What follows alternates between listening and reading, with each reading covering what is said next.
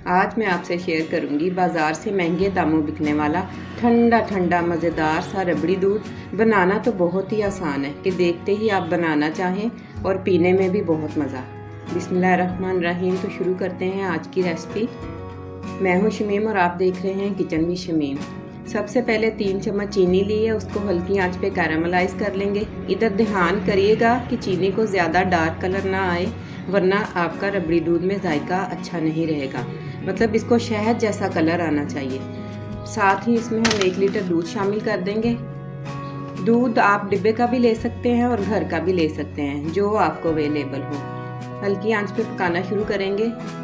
चीनी यहाँ पे क्रिस्टलाइज है, इसकी कोई टेंशन नहीं। हल्की आंच पे जैसे ही पकेगी तो चीनी मेल्ट होना शुरू हो जाएगी। साथ ही हम इसमें 4 से 5 अदद इलायचियाँ शामिल करेंगे और दोबारा से पकाना शुरू करेंगे। पकते पकते दूध भी हमारा गाढ़ा होना शुरू हो जाएगा और इलायची का जायका भी बहुत अच्छा आएगा। आधा पाव में इसमें बर्फ़ी शामिल कर रही हूँ। बाज़ार वाले इसमें खोया डालते हैं, हम इसमें बर्फ़ी डालेंगे। बर्फ़ी से ये मज़ीद क्रीमी और मज़ेदार बनेगा और चीनी भी कम डलेगी।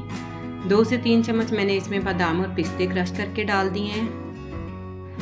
अगली चीज़ मैं इसमें वनीला कस्टर्ड शामिल कर रही हूँ। इसे थोड़े से पानी में 3 चम्मच मैंने कस्टर्ड लिया है, मिक्स कर लेंगे थोड़े से पानी में और हल्का हल्का करके डालते जाएंगे और मिक्स करते जाएंगे। आप यकीन करेंगे इतना मज़े का बनेगा ना कि जब आप 1 गिलास पिएंगे ना, आप दूसरा गिलास भी मांगेंगे, और इस बात की मैं गारंटी देती हूँ।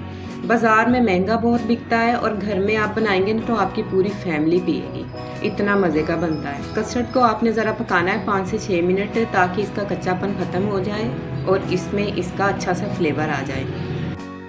हल्का हल्का करके आपने कस्टर्ड डालते जाना है और बराबर चम्मच चलाते हुए मिक्स करते जाना है, ताकि इसमें गुठलियाँ ना बनने पाएँ, और इसको बहुत अच्छे से पकाना है ताकि इसका कच्चापन भी ना रहे।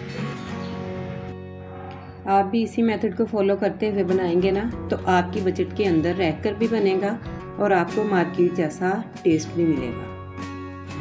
थोड़ी देर अच्छे से और पकाएंगे। आप देख सकते हैं कि कितना गाढ़ा और अच्छा सा बन गया है। अब हम फ्लेम ऑफ करेंगे और इसे ठंडा कर लेंगे।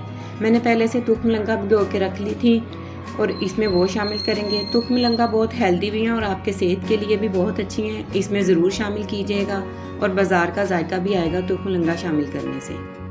इस टाइम अगर आपको चीनी कम लगती है आप टेस्ट कर लें, आप मज़ीद चीनी शामिल कर सकते हैं। अच्छे से मिक्स कर लेते हैं इसे और इसमें बर्फ़ शामिल कर देते हैं। आप इसे अफ्तार में बनाएं या वैसे अपनी फैमिली के लिए बनाएं, यकीन करें सबको, बच्चे बड़े सबको बहुत ही पसंद आएगा। ठंडा ठंडा सा मज़ेदार सा बाज़ार जैसा फ्लेवर घर में मिलेगा उन्हें।